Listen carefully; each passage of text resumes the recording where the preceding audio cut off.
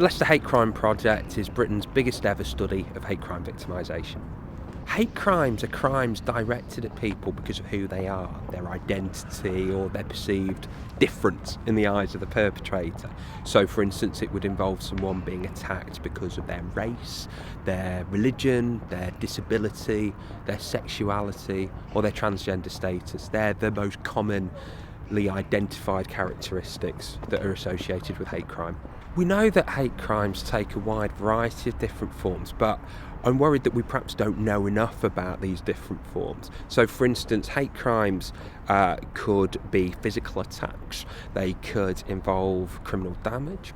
Hate crimes can also take the form of harassment, those more everyday experiences of abuse, bullying, intimidation. They sometimes get swept under the carpet or perhaps sneak under the radar. So we really need to understand those different examples of hate crime that blight people's lives.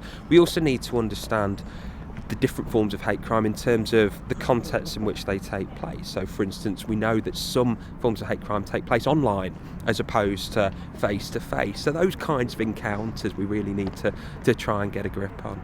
Leicester is one of the most diverse cities in the UK, and I think the recent census findings have helped to confirm that. And from our point of view, if we want to engage with a very diverse range of people throughout the city, then Leicester's an ideal research site to do that. We can speak to people from more established minority groups, as well as some of the more emerging communities within Leicester. So it's ideal in that sense. It's also, from a personal point of view, a great opportunity for me to do some research in my own adopted city. I love Leicester. I love the diversity, the vibrancy of Leicester, but at the same time, wherever there's diversity, there can also be fault lines and tensions between different communities. So I think it's really important to try and acknowledge that and to address those kinds of issues if we're going to challenge bigotry and champion difference.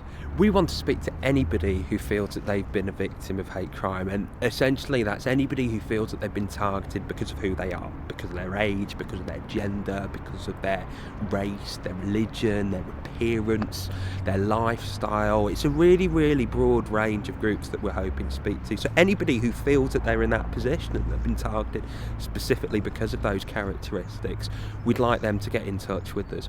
And that would really help to make this the big and important piece of research that we want it to be.